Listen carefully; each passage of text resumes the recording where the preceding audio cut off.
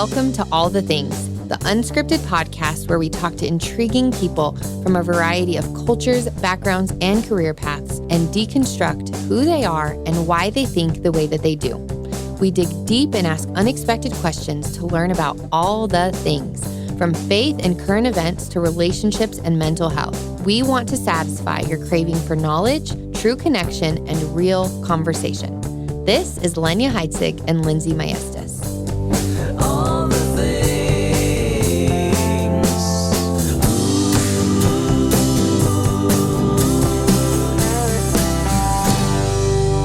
Hey everyone, welcome back to the All the Things podcast. This is Lindsey Maestas, and of course we have Lenya Heitzig here today. Woohoo! And we are with our guest, Chip Lusko. And I'm going to let Lenya introduce Chip because they've known one another for years. Oh my goodness. Chip is like a brother. The Lusko and Heitzig tribes are a long-standing tradition in the Christian world, and they've been together forever. Chip is what I like to call my Karl Rove. There's nothing in the visage that is true about him. It's the mind. But so anyway, it's just the way they think, the clarity, strategically with strategery. And so that's always been wonderful. He is one of the best fathers I have ever witnessed. The way he's raised his kids and grandkids. And You can see that with your family dynamic and Yes. your yearly vacations where everyone shows up. That's rare. It's pretty amazing. Yeah. Nathan used to spend the night at their house because Daniel and Levi are right in the pocket of Nathan's age, and Jesse. And he'd come home and he'd say, well, Chip made homemade bread and pancakes and blah, blah, blah. And I'm like, get out there and eat your kibbles. You can have your cold cereal. Who cares what Chip Lusko does? So anyway, he shouldn't need an introduction. That helps you. He has been alongside Skip, pioneering Calvary Albuquerque, really helping us launch the connection and all of Skip's platforms, as far as reaching out, radio and webs. And Well, and Lenya had asked, we're going to touch on a little bit of a touchy subject today. We're going to talk about politics and we're going to talk about voting. And we approach this with a heart to encourage, with a heart to bring wisdom, with a heart not to bring division, but to show the heart of Christ when it comes to politics and voting. And Lenya specifically had mentioned asking Chip on. So why did you think Chip was a great? well, first of all, it's a shame in the United States of America, we have to have an asterisk that says, we're sorry. We're not trying to be divisive. So true. We just want you to vote. This is such a, right and amazing thing that we live in a democracy in the United States and our votes matter. Amen. So, and the other thing is Chip and I just love politics. We are junkies. We are watching the news constantly. Skip, Chip, I are sending things back and forth and talking, and not everybody loves that. And, oh my gosh, it's just iterations of so many political campaigns and stuff. And I remember once going, I wish I could be a spin doctor. And Chip, you'd be the guy. I mean, if you could be have you ever noticed on the news, like on certain channels, it's like there becomes this certain phrase or two words and they're repeated on every single commentator station. You're like, who did that? Who fed that line to those people? I want to feed lines. And so if you could be the puppet master. And so Chip has a great grasp of the English language and has wit and wisdom, and so can say things in a way that make you laugh instead of offend you. So when we were talking about this, I was like, yeah, let's have Chip talk about it. Well, Chip, tell us a little bit. What drives your passion with politics, and how has that become something that you're intrigued by where so many people tend to shy away from it? Oh, I think it's a phenomenal privilege.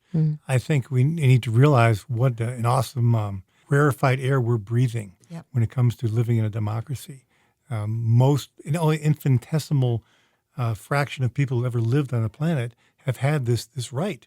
Most have lived under monarchies and dictatorships and tyrants and one-party rule. In fact, that's true much today.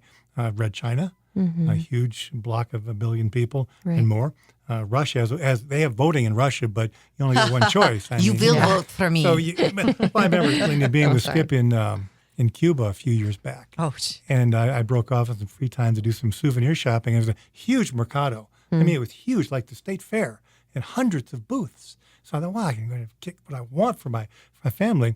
I started walking around. I was like, well, wait a minute.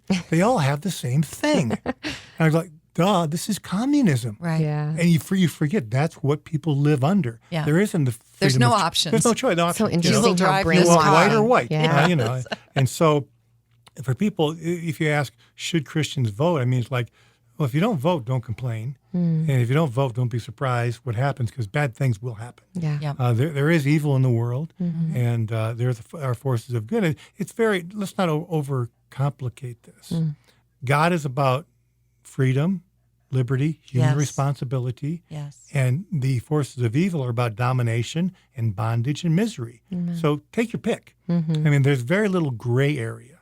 But so we can just measure which candidate has the policies and the platform that most closely resembles a kingdom agenda. And once you do that, things It's fall. not rocket It becomes science. very clear, very quickly. The life of unborn children. Let's just start, there, that we, the right to life. And, you dipped my toe in it. there. Yeah. No. And I want to talk about that because I think in this election season, the rhetoric that I have heard and read the most is that people are picking between what they believe to be the lesser of two evils, whether it's they don't like the personality of one, but they like the values, and then vice versa. And so, Chip, I just want to ask, when people may feel defeated or feel discouraged by their options, and again, this is just what I have perceived, especially from my generation, that people feel, when you see that people are saying, it's not even worth my vote, Christians, it's not even worth my vote if I don't feel 100% confident in so-and-so and so. What is your perspective on that? What you said, it's a freedom, it's a liberty, it's a responsibility. How, as a Christian, is it our duty and responsibility to vote, and why? Well, you ask, should we gauge it as a lesser of two evils? That's easy. They're all evil. Yeah. Jesus said there's none good. Right. So it's just a variation on that theme of evilness. So you're not voting for a personality or charisma. You're voting for a platform and a policy. Look beyond the man. The personality is like the fire smoke we're seeing even today and all over the West Coast. It obscures what's really happening. Jimmy Carter arguably was the most righteous president we've had, certainly in modern times. He was literally a choir boy. Yeah. And he taught Sunday school at a Baptist church in Plains, Georgia, married to one woman, et cetera, et cetera. Yeah. But the metrics of his presidency, again, arguably, are some of the worst. Yeah, they weren't very effective. So, if you voted because he was a good Christian man, his policies didn't match. Now, I do agree with you that abortion's a deal breaker. If they don't get that right, they can't get anything right. Right. I mean, if you don't defend the most, look, The sanctity God of gave human government in life. Romans 13 to do three things, okay? To provide safety for the country, to provide justice for its citizens, and to create an environment for freedom and liberty to blossom. And get out of our way. That's it. Now, it's tilted completely the other way, where we think they're doing us a favor by letting us live in America, and that's not the case. It's supposed to be citizen government. It's supposed to be, self-government, and we've drifted from that. But as I look at the candidates, and I'll be blunt about it, you can, and we're not going to endorse anyone by any means. Right. But you look at one candidate who's been in Washington for 50 years. What has he done in 50 years? I mean, that's a pretty good run. So you should have a pretty strong resume. You'd think he'd be shouting it from the One rooftop. Those would be his talking points. And you've got one who's been in Washington for 4 years. Mm-hmm. Okay, so you look at their track record and go, what do you want? Which one most closely resembles a kingdom agenda? Then you vote. I want to land on that just for a second, Chip, because it's so fun having you here. Trump just signed the Abraham Accord. And since you and I have been alive, we can track record this. To broker peace with Israel in any way is a historic, phenomenal, act of God almost. Anwar Sadat in the 70s signed an agreement and he got killed for it, right? He was assassinated. And then in the 90s, Jordan did. And I travel a lot to Jordan and Israel, and that made a huge difference. Before trying to cross the Allenby Bridge and do anything back and forth with Jordan and Israel, Chip's wife goes on digs in Israel. She's worked on Sodom How cool. So he has a real familiar background as well. And so you could see the change, when that happened. And so now, just in the last few weeks, to have Trump broker the deal between the UAE and Bahrain to come with Israel and normalize relations, have flights back and forth, be helping each other economic with tourists, it's huge. And what I think people miss, and because a lot of us just given up on the Middle East, it's like they're just going to fight each other till the day we die. But there's Sunni and Shiite, and that's a lot of the conflict in the Middle East.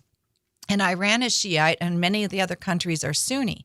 And so the more you can isolate Iran, who is a very bad actor, you can go back to George Herbert Walker Bush, where he said, the triangle of evil, not, and was trying to quarantine Iran. So when you get Sunni countries to come on and make peace, it pushes the Shiite agenda further away, the terrorist agenda, the agenda that's fighting proxy wars everywhere in Lebanon and Yemen. And so that coming on further isolates Iran. Additionally, the problem with the Palestinian state and the PLO is that they have not brokered any deal to move forward for their people for 50 years, more than that. And so they had been holding hostage the rest of the Arab nations. Unless you deal with the Palestinians, we're not going to deal with you. So when you isolate UAE or you isolate Bahrain and you bring them in, now the PLO is like, people are making deals and I'm not in on the deal. And what if everybody makes deals and I never brokered a deal? I squandered all this goodwill. I squandered the opportunity to negotiate with Israel and come up with an option. So we are told to pray for the peace of Israel, right? Pray for the peace of Jerusalem. One of the great calls as a Christian is to be for the peace and that God's people would be in their land so that he would return and put his foot down on the Mount of Olives. It splits in two. I mean, that's how I was raised, Chip. So when a president comes in and does that, I'm like, okay, now that's a guy with a kingdom agenda. That guy sees the big picture, the puzzle pieces on the board, and he's moving forward. I will bless those who bless you, and I will curse those who curse you.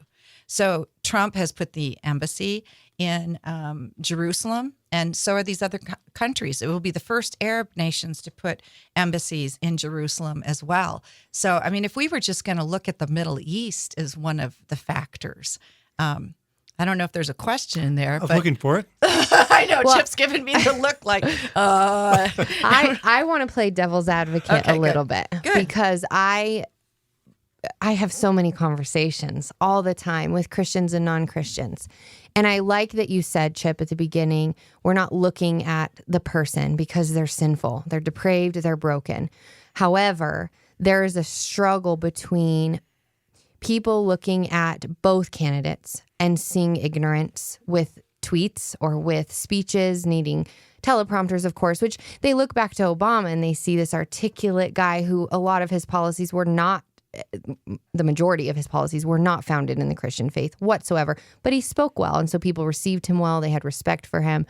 And so now they see somebody who can't fully answer questions within both parties to properly articulate their points or their thoughts. Yes, the policies are going out and they're being done, which is ultimately, in my opinion, what matters. But when they see character and they see words that might be putting other people down or that might just be really aggressive or ignorant in the way that they're written, it causes a lot of confusion within the community of, okay, well, what is the character of this person that I am putting into place in position? But ultimately, it is God putting them into position. But how do you differentiate? Because I'd be lying if I said I didn't have a really hard time with this sometimes when I watch certain interviews or I read certain tweets on both parties. Definitely cringeworthy. Yes. A lot of the tweeting that Trump has done is cringeworthy. Yeah, absolutely. It's really hard to get past as somebody who is wants to have a reason for the support of a man who claims to be a Christian. Well, I'm confused by the confusion. I think it's stark black and white. First of all, and I'm not here to defend either candidate, no. Right. But just from an objective standpoint, there's never been a president in our history who's had the forces aligned against him with such ferocity, such negativity, I want to touch on that and too. such ignorance and untruth. Yeah. I mean, never before, day after day.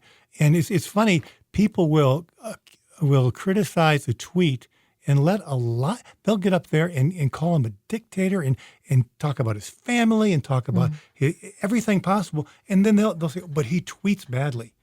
And they'll spend hour after hour, day after day, lying about what happened. The Russian collusion hoax was just that. And First of all, there cannot be a dictator in a democratic society, okay? Right. So we have the House. That's one of the nicest things they've called it. I know, but you have the House and the Senate that make that impossible. But let's get back up to 30,000 feet. That's why I'm not even naming names. Good. So, I mean, the litmus test, very simple, is one of the candidates has been shockingly, the most pro-life president ever. That's true. Fact. He's the first one ever to speak at the National Right to Life March in Washington in January, of all presidents. Yeah. Okay. And one other candidate is endorsed by Planned Parenthood and certainly his running mate at least goes for up to birth and maybe beyond. That seems to be the trend in one party with the governor of Virginia. But certainly Planned Parenthood has funded him and this candidate. So right there, what's to decide? Right. But let's move on, and not necessarily in order of priority. But Lenya mentioned Israel. One candidate moved the embassy and worked with Netanyahu back and forth. And you see what happened with Obama. He had a very acrimonious relationship, and with Joe Biden did as well. And he was much friendlier with China than with Israel. Right. So there's another decision point. And then you have the other issue about what is a country. Well, one author said it's language, it's culture, and it's borders. If you don't have those three things, you don't have a country. You just have, and that's the direction the globalists want to take America. Yeah, and they're tearing down our monuments, so we lose our history and our culture. Yeah, they don't want a border, open borders. Everyone just come in. There are 7 billion people out there. No one ever says, well, how many should come in? No one ever asks that obvious question. Should everyone come in? And so one wants a border and one doesn't. So if you're okay with abortion and anti-Israel rhetoric and open borders, you know who to vote for. Yeah.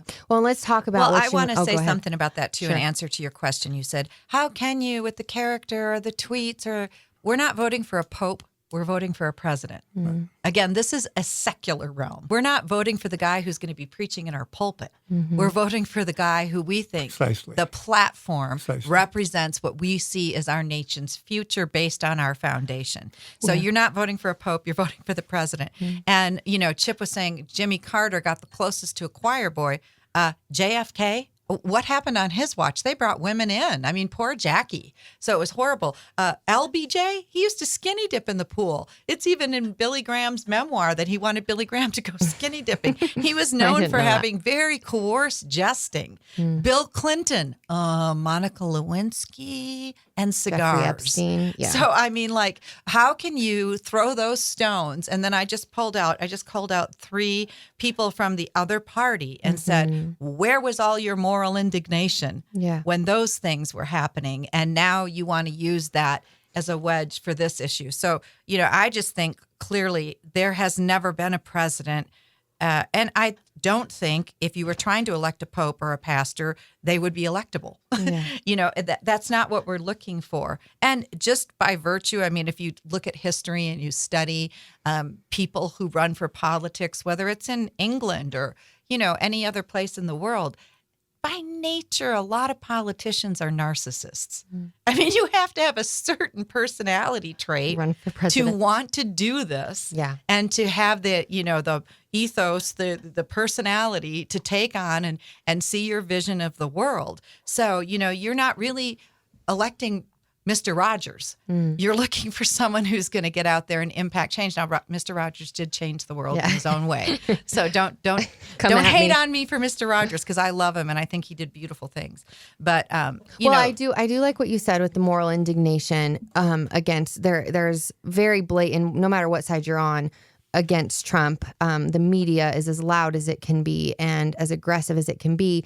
And there are many concerns with character on Biden's end, but those are not being addressed. And then Clinton, speaking for the Democratic Party, after all the accusations with Epstein, there's no moral indignation about that. So I want to talk about the media. I want to talk about the power of the media and the things that you're talking about that are so rarely portrayed about our president or so rarely communicated about the policies that he's putting into play, and how the rhetoric of the media has impacted people in a way that they might not even realize. Great question. And we are living in a time that the death of journalism. I was a journalism major in college. Me too. The first principle you learn 101 is objectivity. And you're not supposed to insert yourself into the story. That was reserved for the op-ed page, the editorial page. There used to be a day when the GM of a TV station would come on and they say, and now our editorial, everything is now that. Asterisk, asterisk, asterisk. Yeah. Right. So, I mean, literally, it's the death of, we don't know the full weight of what's happened because it's significant. And in our lifetime, and we go back to the Walter Cronkite and Huntley and Brinkley and true reporting. I have no idea who those people are, but I trust your word. Well, they were the icons of evening news. Okay. When there were three networks, no cable news, these were the guys you listened to. And the Wall Street, the New York Times, the Gray Lady, was the paragon. It was the newspaper of record. I revered the New York Times. Yes. I can't even look at it. Yeah. If they said it had to be gospel because they checked out the second and third, they were looking for sources. And So believe it or not, CNN originally was a reasonably good news network. I used to watch it all the time. It's flip over. It's It's unwatchable. No, I'm just, So explain that, though. Why is it unwatchable? The bias. Because they've thrown all fetters of any pretense of journalism out the window. I mean, Anderson Cooper had the nerve to say to William Barr the other day, "Well, we are fair and balanced," and you can just see William Barr just, "Oh, right." Guffawed. Because that's not even in the mix right now. So and Fox is just much the opposite swing of the pendulum. Yes. There's a little more honesty, but it's just pretty much a negative of the film. I mean, originally you were not trying to sway people to one particular thing. You were trying to give them the facts or the information so people could come to their own conclusions. I think that was the original standard. We're not going to tell people what to think, how to think, that they can have the facts. And it has strayed so far that it's now more trying to influence what is happening. And definitely it's on both sides. There's a few people like Chris Wallace. I always feel like he is fair and balanced and that Chris Wallace tries to navigate through certain things. There are some people that I still think hold the art, but it has completely abandoned. Well, where is there a place that you can hear fair and balanced news? Are there stations, in your opinion? No, you have to find information on your own and put it. You have your own newspaper or your own magazine. Yeah. Look, the reason this has happened is because we've lost the campuses. You have to realize in our lifetime we've lost Hollywood, we've lost the campuses, we've lost the arts, and we've lost most of politics. Not all, but so that's what's happened. Where none of it is fair, none of it is honest, and none of it is just. So losing the campuses is why you have reporters now going through journalism school thinking they have to be crusaders. And that's not what we were taught to be as journalists. It's who, what, where, when, and how, and why. And then let the people make up their mind, as you say. Yeah, that's good. I think it's powerful for us to stop and consider the amount of consumption that we have in our day-to-day lives with social media and the power that has over us without us realizing it. And I'll catch myself. I'm the first to admit that politics has never been my focus or my passion whatsoever. But in the most recent years, especially because my husband he's investigative on his own. He's like what you're saying, Chip.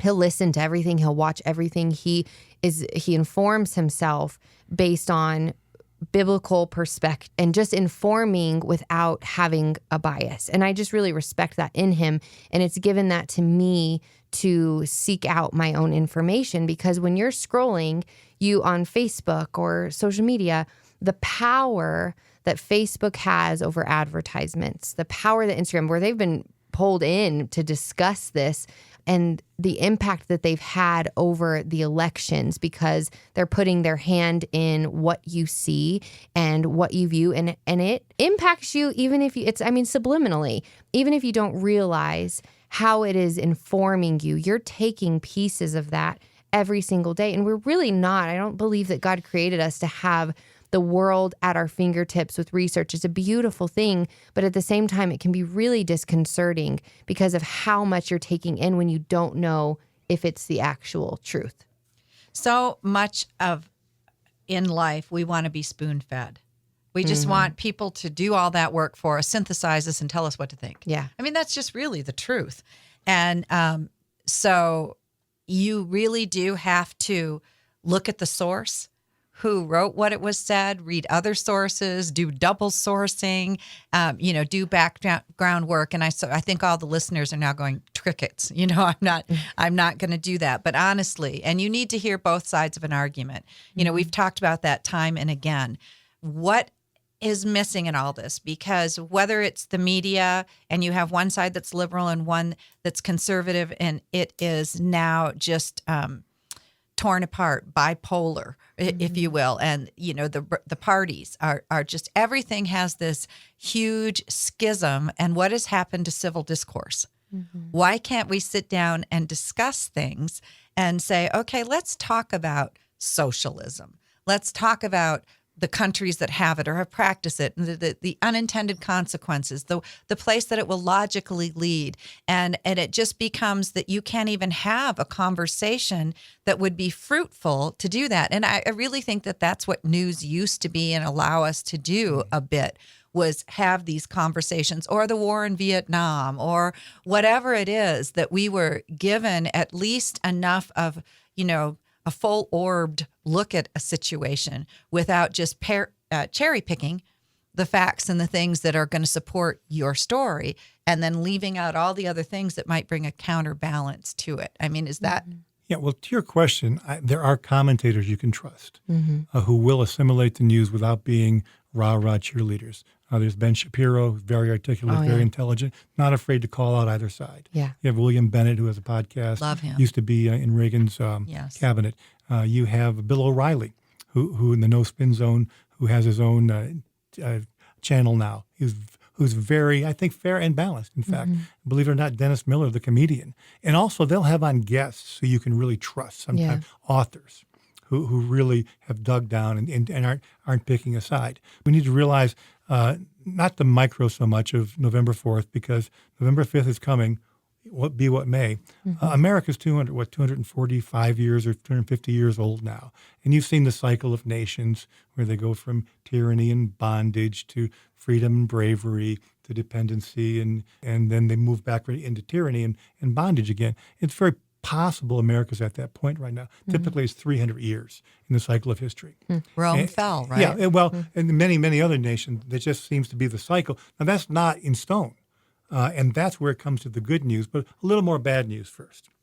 Okay, first of all, the Bible says if the foundations be destroyed, what can the righteous do? And our foundations are being destroyed. This is not child's play tearing down statues. Right. This is not minute or minutia with what they're doing to our history. And the 1619 Project is just right from the very pit, saying that America from the get-go was nothing but white landowners. This is a curriculum for schools. For people. And they won I think a Pulitzer Prize for it. Yeah. I believe she did, and it's a ridiculous Rewriting history. thesis. Rewriting history. So our generation, I talk to even my kids, and they're not aware of a lot of things. We take for granted that they just aren't informed.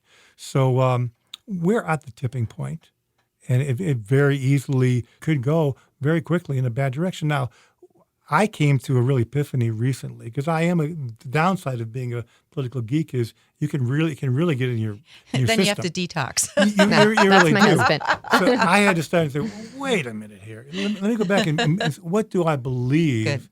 Good. People say, we don't want a theocracy. Too late. We have a theocracy. The governments are on his shoulders. Daniel says God rules all things. He's already in charge. Right. Now, he has delegated his authority temporarily to mankind. And from the very foundation, Adam and Eve blew it, disobeyed. But he's still delegating authority to today. and seeing what men will do with it. And the nations that are wise enough to obey will be blessed. Yep. Okay, but those that disobey, they're going to reap those consequences. Yep. Now, the day is coming when he'll not rule with that velvet touch. He'll rule with a rod of iron, it says. Mm-hmm. And there's not going to be any disobedience. That day's not here yet. But God has reassured me the kingdom is coming. Yep. Promotion doesn't come from the east or the west. God promotes all kings. The kings make a decision, but God guides their heart. That's right. So God still, now that doesn't mean that a disobedience, our killing 60 million babies, isn't going to reap some real serious Right. consequences. You got to realize how quickly things can turn. If I may just Yeah. to address a little bit, Pyongyang, North Korea is the capital of Korea, the Dark Kingdom now. Yes. You know that in 1910, they had one of the biggest revivals ever in Pyongyang. And some of the leaders today, their grandfathers and great-grandfathers, were involved in it. In a mere one generation later, by 1949, it was completely locked down. And they separated from South Korea, and it is just the worst place. It's hell on earth right now. Yes. That's how quickly There are people things eat can grass. turn. Yeah. Where it can go from a relatively free society, and you look at Venezuela, and you look at Cuba, and you say, oh, it could never happen here. Wrong. And this is the negative side of it, that within 5 years, you wouldn't recognize this country. Yep. That's possible. I'm not a pessimist. I'm an optimist. And I do know this, that no matter what happens, God is ultimately in control. That's right. Amen. And I've been listening to the book of Ezekiel every morning in audio form while I stumble around and make coffee. And you really realize that God, when he's done with a country, it's like, don't even talk to me. I don't think we're at that point yet. I think we're still looking for revival, and I'll hit on that to wrap us up in 1 second. But the scripture that really gave me a lot of peace is that the wicked gnash their teeth at the righteous. Yes. But God laughed at them, for he sees their time is coming. So, all the negativity and the lies and the hatred and all, God just looks at it and goes, just wait. I got this. Yeah, yeah. Now, it's not in your time, but he's got this. So, look, any political solution, any political figure is a temporary remedy. It's a Band-Aid. Yeah. The ultimate solution is spiritual. That's Look, good. I have some sympathy for those who dislike America. I was there at one point. I was in the Vietnam generation. I actually thought at one time, I can't live in this country anymore. I was blinded. So, and I wasn't convinced by a political argument. That can happen. But my politics changed when my heart changed. It's good. I was passive about abortion before in college. I was liberal about sexuality and all the rest. And all of a sudden, I began to love children and because God changed my heart. And that's what the solution is here. We need renewal and revival. And I'm going to make a little prediction here, and a prayer that I have. I hope God does it through the minority churches. Yeah. I think he does a hard left sideswipe ambush and just brings a massive revival that springs up out of the minority churches. Wouldn't that be wonderful? It'd Yeah. be beautiful. But we also have to realize we're all very American-centric. I go to a lot of Christian media events, and for all the world, you wouldn't know there's 7.2 billion other people. It's all America and America. There's 300 million of us. So we have to get a macro vision of the world. God is dealing with the whole world, not just America. Yeah, that's so good. Yeah. I love that, Chip, that you can counterbalance that. And I think that you and Skip, and I don't know how many of you have said it, you can't legislate righteousness. You make laws, you hope that will keep people on a righteous path, but in our hearts, we're sinners. And the problem is sin. That is the issue. And so really, Danny Fusco said, I don't think we're in a post-Christian world, we're in a pre-revival world.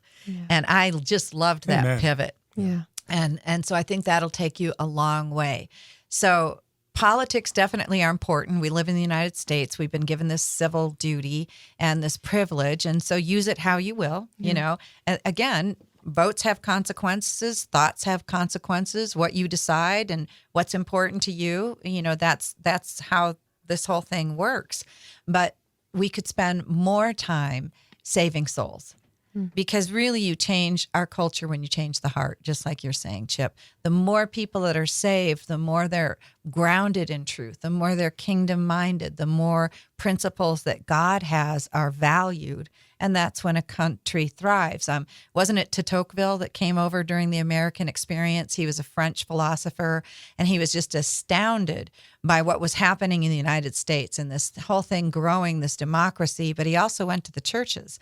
And when he went to the churches, he said, America is good because the people are good. But if America ceases to be good, I'm getting that quote all wrong, aren't I? No, you're not at all. And the other quote, of course, is that the classic is all that's required for evil to flourish is for good men to do nothing. That's right. And Ben Franklin said after he signed the Declaration of Independence, he said, okay, we've given you liberty. Let's see if you can keep it. Mm-hmm. And so that's the question. Are we going to be vigilant about keeping what God has given to us? Yeah.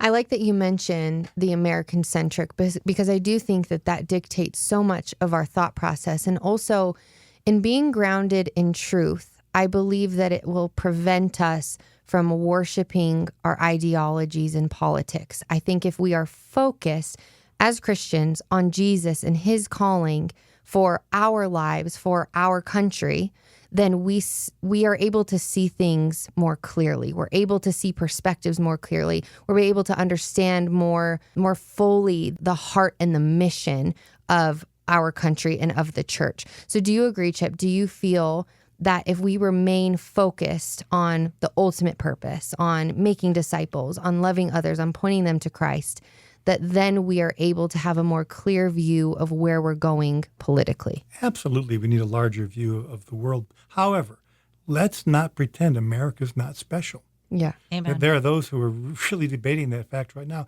And it's undeniable that God's given us something unique.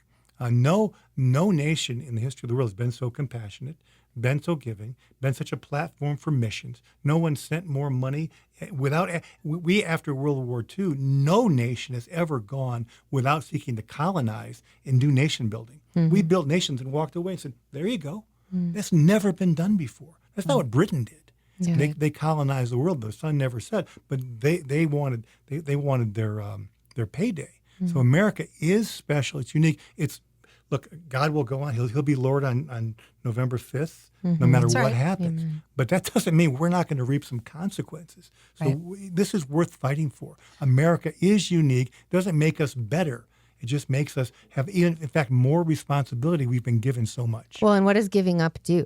I mean, really, if my generation chooses not to vote because they don't have a clear-cut view of what they should vote for, they are basically saying, I hand this over to everyone else. Like, you're not taking responsibility. I hope they've gone somewhere like Cuba. And you can get on a plane and fly to Cuba today and go to Venezuela and fly to the Middle East. I mean, most of those nations in the Middle East, they're not just hostile to the gospel. It's a capital crime to preach the gospel. Mm-hmm. So, I mean, that's what we could be facing here. Yeah, yeah. You're throwing away a vote. You're throwing away your opportunity, and then you shouldn't complain, right? Mm-hmm. If you don't vote, don't whine. Mm-hmm. Really, if you're going to just go that route. Yeah. I mean, really, you are not participating in democracy when you do that. And to not participate and then have sour grapes, I just have very little respect. So I'm going to throw that out there. And then the other thing, Chip, as we're kind of closing in on here, I love that you started with the 3 purposes of a government. Can you restate those? I do. They're from Romans 13. It's to provide safety for its citizens, number one. If we aren't safe, what difference does the economy make?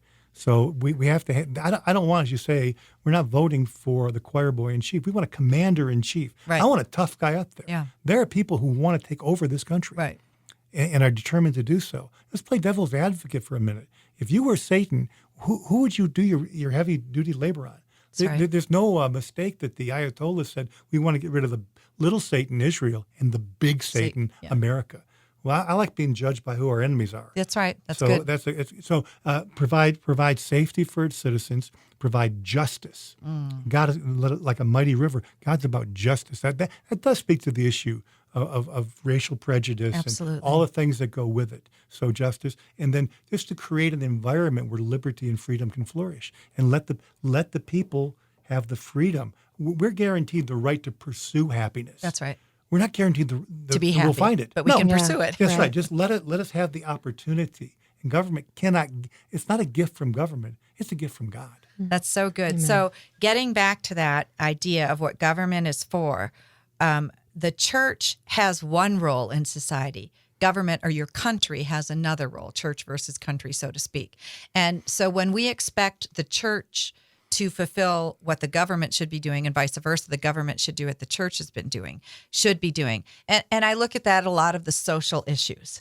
So some people, I think in your generation, Lindsey, are concerned about immigrants and compassion and homeless and so many of those things. Look, historically, the church started colleges. Historically, the church started hospitals. Historically, the church started the Red Cross. Historically, the church started feeding programs. Historically, the church was filling in those areas of compassion that now, for whatever reason, this generation wants to put that upon the government. And the government can only do so much of that. So if you're looking as your sole, provider and all be all is the government, then you've got it wrong. The church has a role and citizens have a role. You go to JFK, ask not what the country can do for you, but ask what you can do for your country. You've gotten it all wrong when you give up being a part of that solution. He was saying we need solutions that come from our citizens, and the government can't be the be all end all. We have to be a part of the solution. When you're driving by a homeless person, what are you doing for that homeless person? Not, what a shame that America's failing them. When you see someone who needs medical help, are you helping them? The Good Samaritan, you've come along the road. Are you binding up the wounds? Are you paying for it? Are you putting them in a safer place? I mean, what I really dislike is when we give away the duties that are upon us and we expect the government to do it, and then we're mad at America. And really, that's a duty that was put on us. Love God, love your neighbors as yourself. And when He sent us fewer for that. people are loving their neighbors as themselves, then the work of the gospel is not being done, right? Truth. And so stop asking the government to do things that we should be doing and the church should be doing, and get out of your pew, get off your chair, get out from behind your computer, stop making the comments and go do some stuff. You know what I mean? Go. Well, you did a drive-by in a real hot spot I want to hit on as we close, and that is immigration. And I have no problem talking about immigration. Me too. Let's be practical again about it. A nation is language, borders, culture. Yes. Without them, you don't have a nation. Okay, so you have to have a board. You have to here on this side. Here's how we do things. On that side, here's how they do things, and it's different. Yep. Okay. Now let's talk about immigration for 1 minute. Practically, we already hit the point. We can't possibly bring everybody here. Let me ask you a question. Why do these people want to come to America? Do you think they really want to pack up their knapsack and march 500 miles and leave everything they know and go to a place they don't speak the language, don't understand the culture? Opportunity. No, it's because where they're living is so poor. Now, this is where the church needs to come in my view. We should be going over there and improving their conditions where they live so they don't want to leave. Right. That should be what the government hand in hand should be doing in tandem with the church, is going to the Central Americas of the world.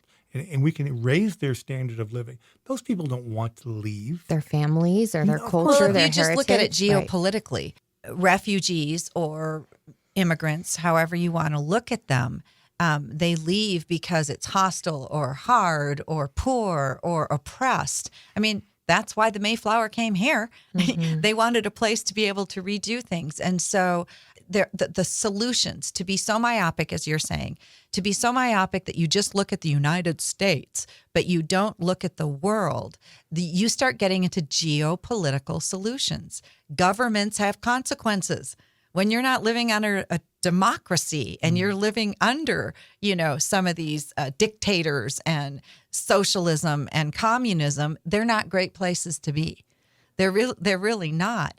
And so we want to go help in those places, whether it's teaching people to farm or, Reload Love. We go and build playgrounds and we show them how to provide food, that we can really go and impact. And you're right. I work with refugees and they would much rather be home.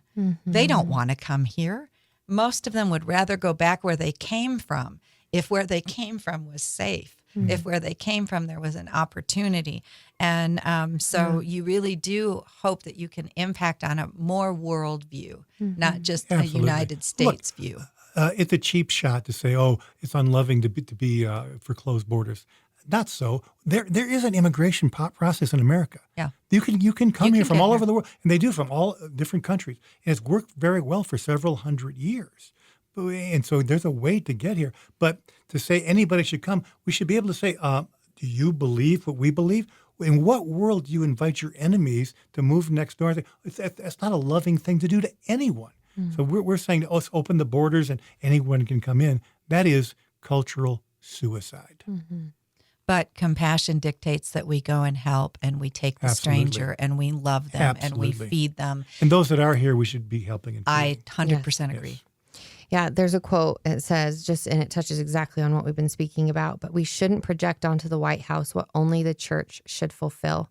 And so we Christians, as ambassadors of Christ who are going out to all nations to love, to serve, to make disciples, and to minister to others, the heart should be, like Lenya and Chip are saying, what can I do? What actions can I individually take? I think sometimes we even approach the church like this, where we walk in and say, the pastor didn't talk to me. The pastor's wife didn't talk to me. How can people serve me? And it's a consumption perspective rather than going out. Jesus came to serve and not to be served and give his life as a ransom for many. How can we serve and make our city better? How can we serve and make our country better? How can we get outside of ourselves, off of our Facebook screens, and actually fight for what we believe in, make a difference, make a change, go out and get our hands dirty rather than expecting it to be done for us. Yeah, church is not a spectator sport. Yeah. It should be a full contact sport. Yeah. No, I don't want to check anybody, but I do want to be out there touching, loving, feeding, helping, that I'm not just on Sunday coming and being the church, because we're the church all week long. Yeah. Well, thank you so much, Chip. Thank you for speaking with us and coming on. And now go out and vote. Yeah. Yes. Go out and vote. For behind the scenes videos and photos, as well as info about our upcoming guests, follow along with us on Instagram at allthethings.podcast. You can keep up with Lenya at Lenya Heitzig and Lindsey at Lindsey.Maestas. If you'd like to listen to past episodes or learn more about us, visit the allthethingspodcast.com.